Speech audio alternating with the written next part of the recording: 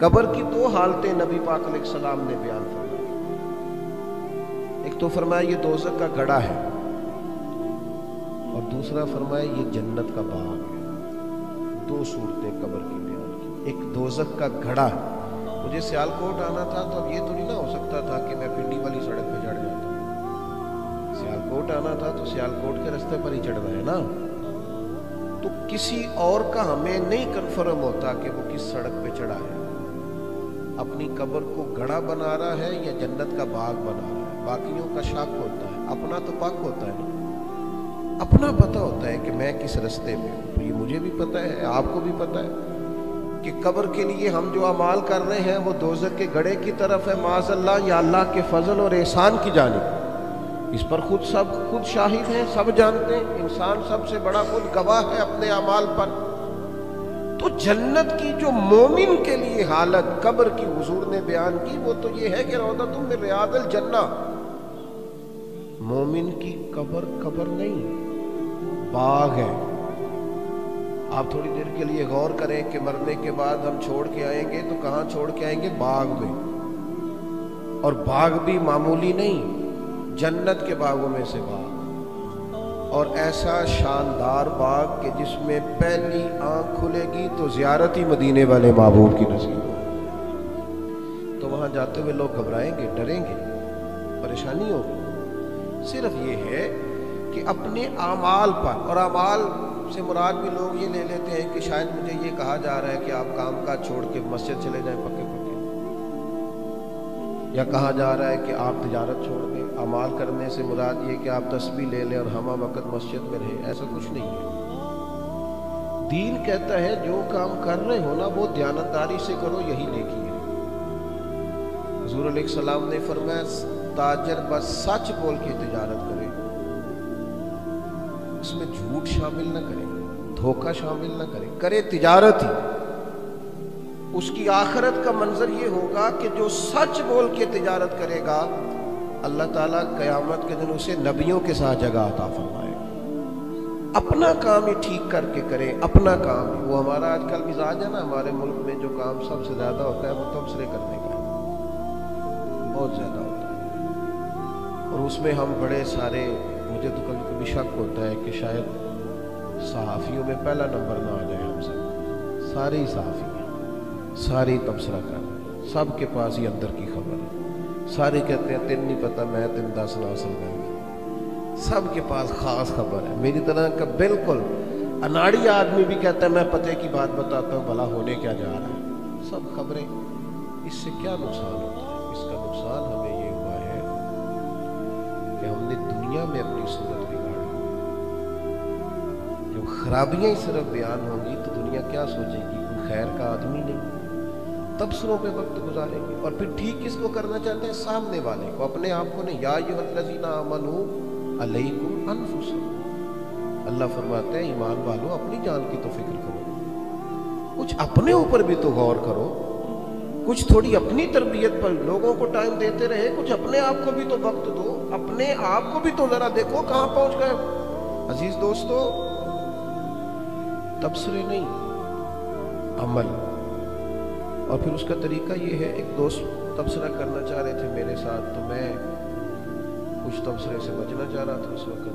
تبصرے میں بار بار آگے بڑھ رہے تھے. میں نے کہا آپ کیا کام کرتے ہیں؟ ایک چھوٹا سا کارخانہ ہے، جوتے بناتا ہوں. تو میں نے کہا آپ سارے ملک کو چھوڑ دو تاکہ جو غریب آدمی جوتا خریدے نا اس بیچارے کے کچھ 6 مہینے نکل جائیں، اسے جوتے کا دوبارہ خرچہ ذرا کم پڑے. اپنا اپنا کام تو ٹھیک کر کے کریں، ساری چیزیں بہتر ہو جائیں.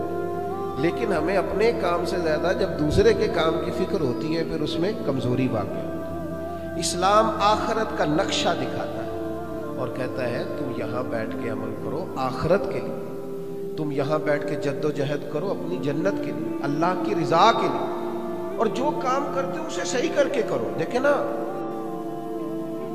اخلاق سے بولنا بھی حضور کی سنت ہے، میٹھا بولنا حضور کی سنت ہے. لیکن حضور کی بڑی سنت سچ بولنا. سب سے پہلی جو لوگوں کے پاس آیا تھا وہ یہ تھا کہ صادق اور امین ہے، یہ سچ بولتے ہیں. لیکن آج میٹھا بولنا، میٹھا تو بعض اوقات آپ کو پتہ ہے بندہ مطلب کے لیے بھی بولتا ہے. काम निकलवाने के लिए भी बोलते हैं, लेकिन कहा गया कि सच बोलना पहली सुन्नत है। मैं दोस्तों से अक्सर कहता हूं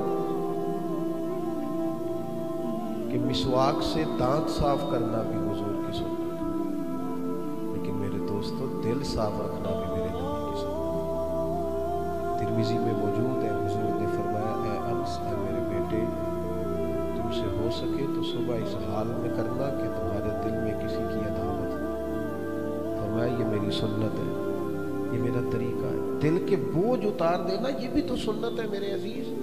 अपनी आखिरत के लिए कुछ फिक्र, और फिर किस तरह हमारे यहाँ तो अब सारे नेक काम जितने भी है ना, हमारी दीनी महफिलों में भी अल्लाह के फजल से फोटो उसी तरह खींची जाती है जिस तरह सियासी महफिलों में खींची जाती है। कुल दसवां हो, चेलम हो, कोई चीज़ भी ऐसी नहीं जो कैमरे की आंख से बची हुई। यहाँ तो लोग दुआ भी मांगे तो तब भी ख्वाहिश होती है कि कभी 3 कैमरे वालों मिल जाए ना, चारों जाने पता चल जाए आज मैंने दुआ की। इतनी चीज़ें हमेशा छुपाई जाती हैं। कभी किसी ने बाहर आके नहीं बताया कि मेरे घर में 40 तोले सोना पड़ा है। कभी किसी ने नहीं बताया कि 50 लाख कैश कीमती चीज़ है, वो तो बच्चों की पहुंच से भी दूर रखी हुई। नेकी को कीमती नहीं समझते, आखिरत के लिए ज़ख़ीरा ही नहीं करते।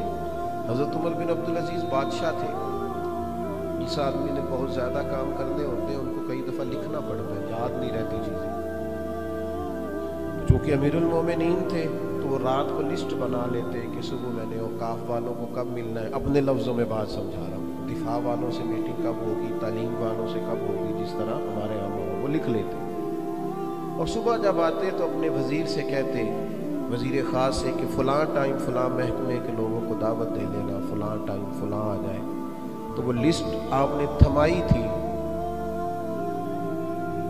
उसने 2 लाइनें पढ़ी तो उसमें लिखा था, कल मेरा 5 सिपारे कुरान मजीद रोज़ पढ़ता हूँ, कल 1 सिपारा रह गया था, 6 पढ़ गए।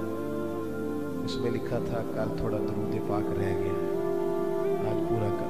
उसमें लिखा था कि फ़लाँ यतीम बेटियाँ आज उनका महाना पहुँचाने का। अभी 2 लाइनें पढ़ी थी, हजरत ने छीन ली। फरमाने लगे, ओ ये तो मेरी जाती है, तेरे वाली दूसरी है, गलती से चली गई। दूसरे वो थामी तो कहने लगा, हुजूर ये किस वक्त करते हो? 5 सिपारे कुरान पिया और इतना मसरूफ आदमी, इतना सारा दरूद पाक और आप जैसा मसरूफ आदमी, और मैं वजीर हूँ, सारे काम मुझसे कराते हो, तो इन यतीम बेटियों को लंगर कौन पहुंचाने जाता है? महाना ये क्या, ये नहीं आपने कभी बताया? तो हज़रत उमर बिन अब्दुल अजीज़ चुप कर गए। थोड़ी देर के बाद सर उठाया तो आंसू पूछने लगे। फरमाया, तुम्हें पता है ना, बूढ़े कुछ लोग रकम बचा के रखते हैं कि कहीं कोई मुश्किल आ गई तो काम आ जाएगी, कि मैंने भी कुछ नेकियां छुपा के रख ली हैं, हो सकता है क़यामत की मुश्किल में मेरे काम आए। यौम नहशुरुल मुत्तक़ीना इलर रहमान वफ़दा। फरमाते हैं जब परहेजगार अपनी कब्रों से निकलेंगे ना क़यामत में, तो उन्हें मेहमान बना के रब की बारगाह में पेश किया जाएगा। वो मेहमान होंगे अल्लाह, जिन्होंने ज़िंदगी परहेजगारी से गुजारी, अपनी आखिरत की तैयारी और अपनी आखिरत के लिए जद्दोजहद और अपनी आखिरत के लिए काविश और कोशिश। और ये है सबका ज़ाती मामला। इस ज़ाती मामले पर तवज्जो करना बड़ा ही ज़रूरी है। बातें ज़्यादा नहीं करनी, बस समेटने लगा हूँ। सहाबा की बहुत बड़ी चाहत ये होती थी कि किसी तरीके से आखिरत का मामला ठीक। देखें, आप दुनियादारी के सारे मामलात करें, बेहतर से बेहतर सहूलियात को इस्तेमाल करें, लेकिन जब सारी आसानियाँ आ जाती हैं ना, तो जहाँ जिस्मानी बीमारियाँ नहीं भी ना होती, अल्लाह माशाअल्लाह, वहाँ ज़हनी बीमारियाँ शुरू हो जाती हैं।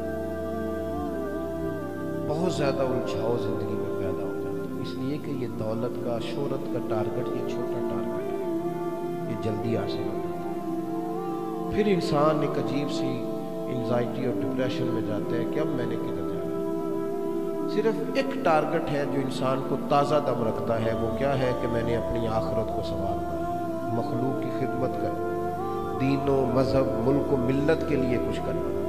ये टारगेट इंसान को आसूदा रखता है, ताज़ा दम रखता है। रोज़ एक नई मनसूबाबंदी के साथ इंसान जद्दोजहद करता है।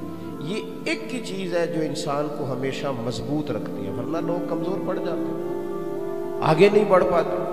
بخاری مسلم دونوں میں حدیث ہے، حضرت ابو ہریرہ رضی اللہ تعالیٰ عنہ فرماتے ہیں مرگی کی مریضہ تھی ایک خاتون، حضور کی بارگاہ میں عرض گزار ہوئی، یا رسول اللہ صلی اللہ تعالیٰ علیہ وسلم مجھے مرگی کا مرض ہے، میں تکلیف میں، میرے لیے دعا کریں۔